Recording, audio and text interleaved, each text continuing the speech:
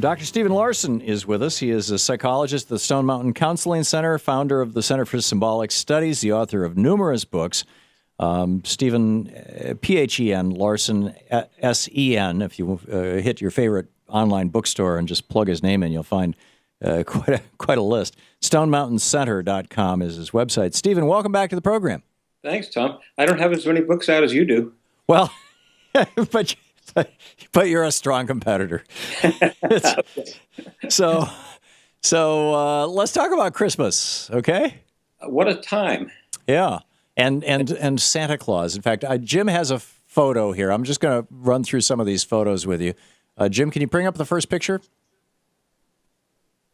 Hang on just a second. And Tom, you'll have to describe it for me because I can't see the pictures and I'm not sure. Okay, so here we have a mushroom with a red cap on a white stalk with little white fluff all around the red cap. And it's a little chubby, isn't it, that mushroom? Yes.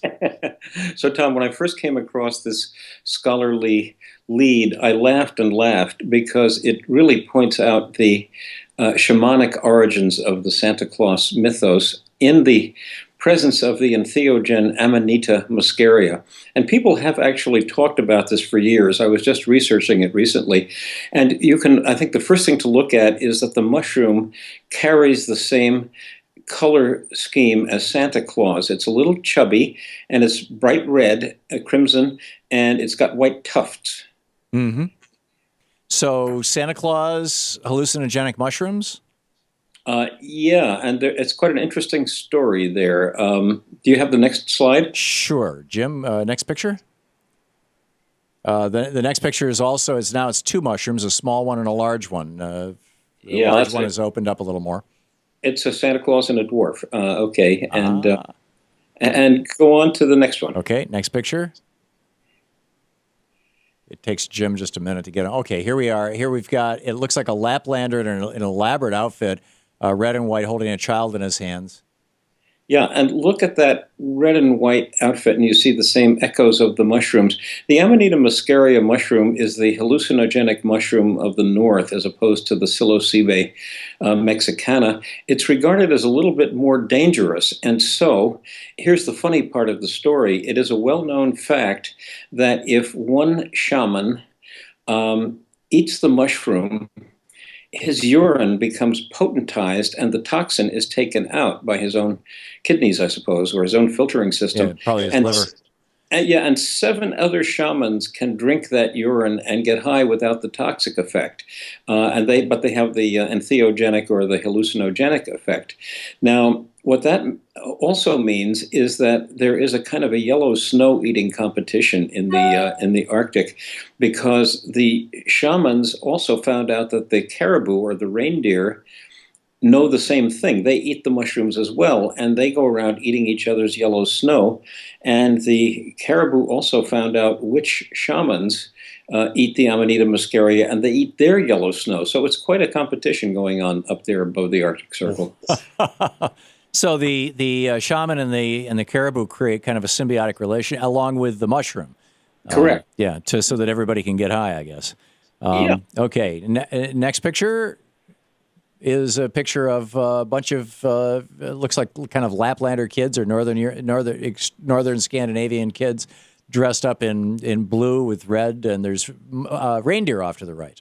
Yes, and so there's a great symbiosis between the Laplanders or the Sami, the people up really near the Arctic Circle there, and the caribou, which pull their sleighs, and we can have the next slide. Okay, next picture, Jim. Hang on just a second. And this is a young woman who is dressed in red. And she's quite pretty, and look at the white and red paraphernalia. So this white and red scheme is prevalent in all of the Laplanders' costumes. And if you'll take a notice that their costumes are really rather psychedelic. Yeah. Yeah. They seem to understand the visionary. And anthropologists and ethnologists have for a long time hypothesized that the shamanism of the circumpolar region is due to the long winter nights and the desolation and the presence of the aurora, the magic of the aurora borealis. But I think the mushroom plays a part in it too. Yeah, remarkable. Next And picture is a bunch of reindeer eating snow, it looks like. Oh, and one guy who's feeding them. yeah. And this is why I always laughed when I came across this ethnology as an author named Shira Kogarov, because I didn't understand flying reindeer until I realized that they were getting high. And so, why flying reindeer? Why bright red noses on Rudolph?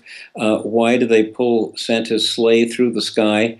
Why does Santa have magical abilities to make things appear and disappear? Gifts appear suddenly beneath the tree. He comes down a chimney that he oughtn't, by all rights, to fit down, so he can make himself small. He knows whether you've been naughty or nice. I don't know where he got these clairvoyant abilities. Well, obviously from taking mushrooms. I think so. Yeah. And he hangs out with elves and dwarfs all the time. And he hangs around the North Pole. The North Pole is kind of the axis of the world, if you will. Mm-hmm. And next slide. Next picture, Jim. Okay, this is a young woman leading a white reindeer. Yes. And so the mythology is there of the reindeer pulling Santa around in the sleigh, and there's a kind of a magic associated with it. Now, this is the recondite part of this mythology. It wasn't until I read the Finnish national epic, the Kalevala, and you can go on to the next slide. Okay, next picture. Okay, it's a reindeer pulling a guy on skis. Yeah, and he's red and white. That's a flying reindeer. Okay. I don't know whether he was high or not. I don't know whether they do blood tests on the reindeer to see if they're, affected by by illegal drugs. But next slide, Jim. Okay, this is a guy in a Santa. It's a fellow with a long white beard, and he's got buckskin. It looks like, but it's all trimmed in red, like the mushrooms. Yeah, he's got a pretty good order there, the way I sent it in. This is Lemminkainen, the smith of the Kalevala, the Finnish national epic. When you read this national epic, you realize that it's full of shamans and magicians. And this guy is one of them. And you notice that he has a resemblance to the Santa Claus figure. Right. And next slide. Okay. This is, again, the Santa Claus fellow, only he's not wearing red this time, and he's leaning over a fire. Yes, and this is Vainamoinen. He is the great senior wizard figure of the Kalevala epic, and here he is creating fire. He creates many things. Go on to the next slide. Yeah, we have a little less than a minute, by the way, to go. Okay, a fellow standing in front of it looks like a tapestry that he's standing next to.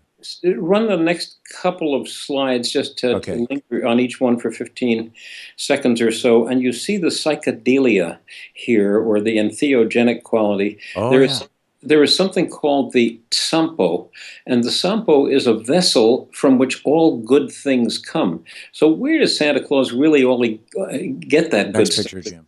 Puts under the trees.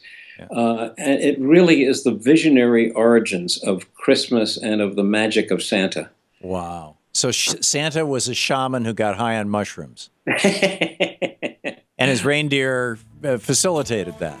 I think the iconography as to that. Yeah, we've nailed it here. Dr. Stephen Larson. And Stephen, what's your most recent book? The most recent book is The Healing Power of Neurofeedback, and you can get that on my website, stonemountaincenter.com. Great.